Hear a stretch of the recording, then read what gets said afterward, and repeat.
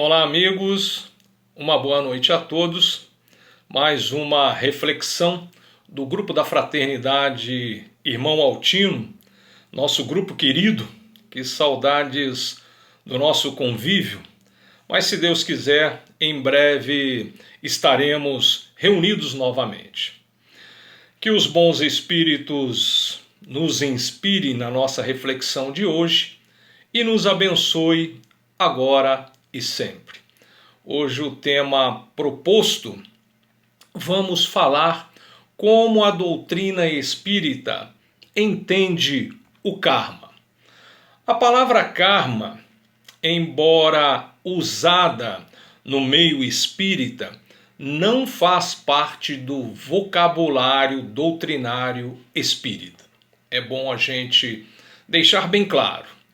A palavra karma tem a sua origem no sânscrito, uma língua, um dialeto da Índia antiga, que significa ação acompanhada da ideia de reação. Muitos atribuem ao conceito de karma um sentido pejorativo associado à ideia de castigo.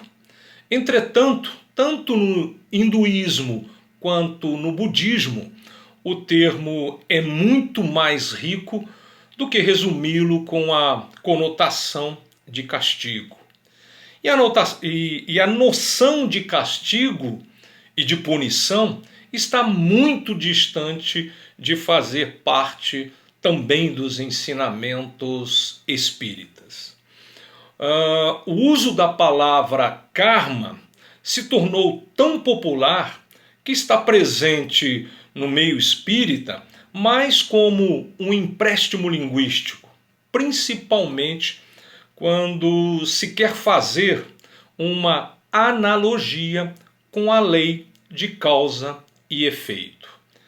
O Espiritismo crê na existência dessa lei, da lei de causa e efeito, uma lei natural e divina.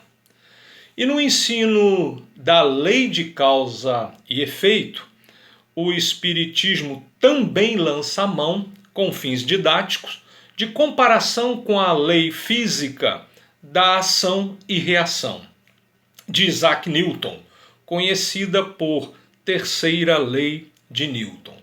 Toda ação corresponde a uma reação com a mesma intensidade, mesma direção e em sentidos contrários. Essa comparação com a lei de Newton apenas busca remeter à ideia de causa e efeito.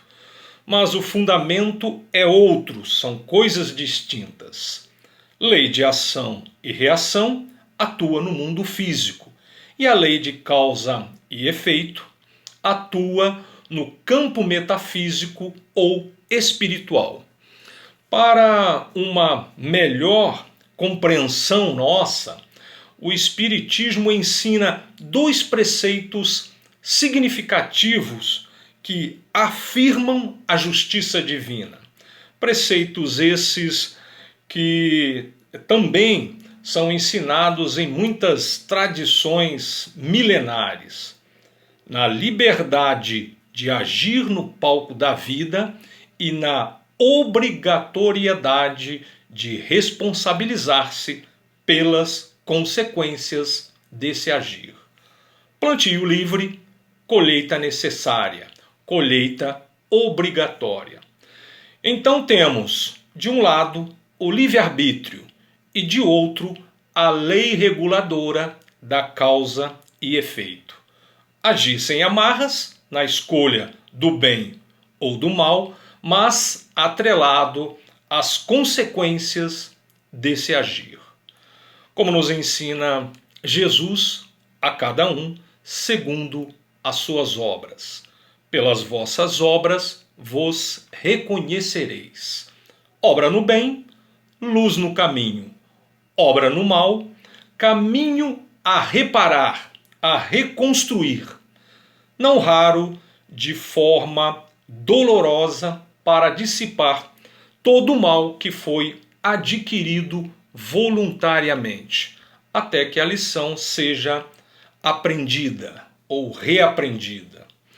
A lei de causa e efeito, então, na visão espírita, visa tão somente a valorização do bem e a aprendizagem do espírito humano. Longe de ter um caráter de punição, é a adequação do nosso comportamento ao bem supremo, à vontade divina. Gosto muito de uma expressão bem simples que diz que nós fomos programados para o bem. Todo espírito humano tem a marca de Deus, a marca do bem.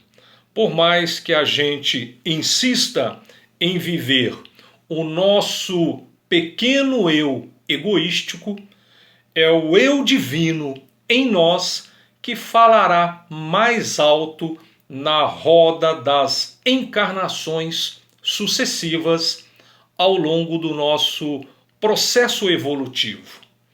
Como está presente no simbolismo da parábola do filho pródigo. Quando agimos contra a nossa programação no bem, nos distanciamos de Deus. Resta-nos, na maioria das vezes, impulsionados pela dor que surge como efeito da má escolha, da má direção tomada, fazer o caminho de volta. É a lei de causa e efeito agindo. Então, enfatizando, a lei de causa e efeito é uma lei corretiva, instrutiva e formativa, que visa tão somente ao crescimento espiritual. Agiu no bem, colherá o bem. Agiu no mal, colherá o mal. Entendendo, é claro, a relatividade dessa fala, já que o amor cobre uma multidão de pecados e o homem tem múltiplas possibilidades de tornar o seu destino, criado por ele mesmo, mais luminoso a qualquer momento. O homem sábio e espiritual não desconsidera a lei de causa e efeito. Estamos vivendo tempos onde a ciência moderna e a tecnologia têm dado respostas a uma infinidade de nossos problemas humanos, que vai desde facilitar a nossa vida cotidiana, nas mais simples atividades diárias, até o diagnóstico e a cura de doenças mais complexas. Que bom que a ciência hoje cumpre bem o seu papel, fruto do progresso intelectual da humanidade.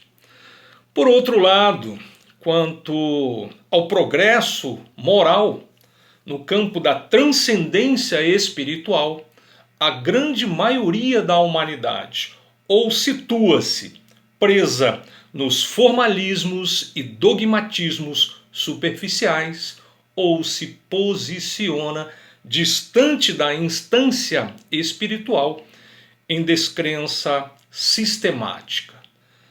Nunca um homem esteve tão cético e tão ligado às coisas da matéria como atualmente. Há um certo ceticismo no ar, um descrédito, um desprezo quando se fala de uma ordem divina atuando em formas de leis invisíveis, naturais, imutáveis e eternas.